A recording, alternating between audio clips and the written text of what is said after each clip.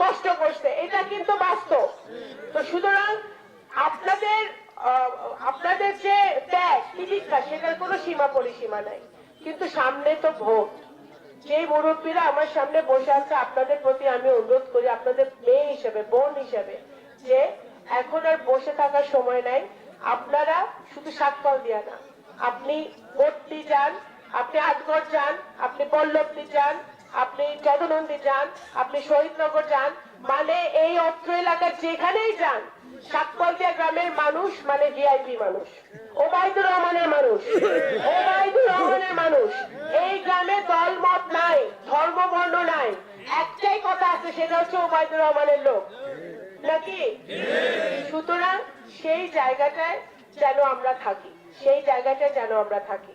সামনে নির্বাচনে কাউকে ছোট করে দেখার কোনো, প্রতিপক্ষকে ভোটের মাঠে প্রতিপক্ষকে ছোট করে দেখার কোনো সুযোগ নাই, আজ কোনো সুযোগ নাই। আমাদের যারা প্রতিপক্ষ আছে তারা প্রচারণা করছে, আমাদের মাঠে এখন যেহেতু সময় অল্প, 2 সপ্তাহ আছে, আমাদের মাঠে ঘরে ঘরে ধানের শীষের বার্তাটা পৌঁছাইতে হবে, রিঙ্কুর বার্তাটা পৌঁছাইতে হবে, ওবায়দুর রহমান সাহেবের বার্তাটা পৌঁছাইতে হবে। প্রার্থী কিন্তু আমি না, প্রার্থী কিন্তু আজকে আমি চাচারে বানাই দিলাম, চাচা প্রার্থী।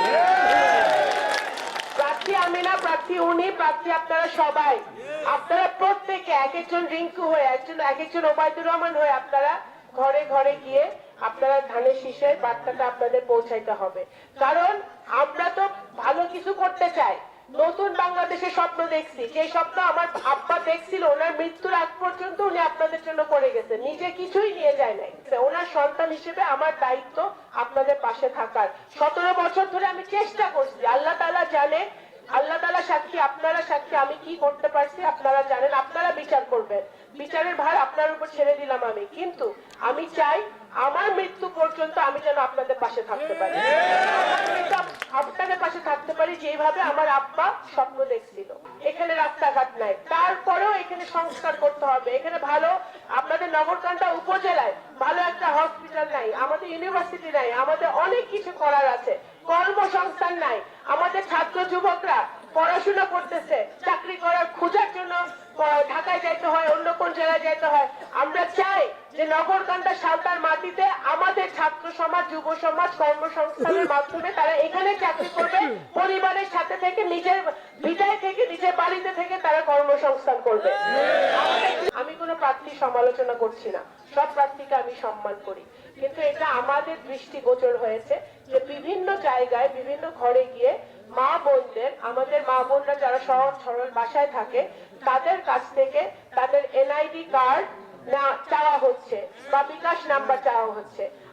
আমার যারা ভাইরা আছে, মুরব্বীরা আছেন, আপনারা তো বোঝেন বেশি, আপনারা জানেন এনআইডি কার্ড আমাদের ব্যক্তিগত, সবার ব্যক্তিগত কার্ড, এটা চাওয়ার অধিকার কিন্তু সরকারও নাই, শুধু সরকার আপনার কাছ থেকে চাইতে পারে সরকারি কাজে, এছাড়া কোন পৃথিবীর কোন লোকের আপনাদের এনআইডি কার্ড চাওয়ার অধিকার নাই। অবৈধ, এটা অনৈতিক, এটা বেআইনি। যদি কেউ চায় তাহলে আপনাদেরকে আমি অনুরোধ করব আপনাদের সংশ্লিষ্ট থানার সাথে, পুলিশের সাথে যোগাযোগ করতে, কারণ এটা কিন্তু বেআইনি, এটা করতে পারে না কেউ। সুতরাং আমরা এটা, আমি সেই সুযোগ পেলাম, আমি এটা বলে দিলাম। দখলবাজি, টেন্ডারবাজি, চাঁদাবাজি এবং দুর্নীতি তালমার মাটিতে, নগরকান্দার মাটিতে হতে পারবে না। আমার পরিবারের কেউ বা আমার দলের কেউ যদি দুর্নীতি করে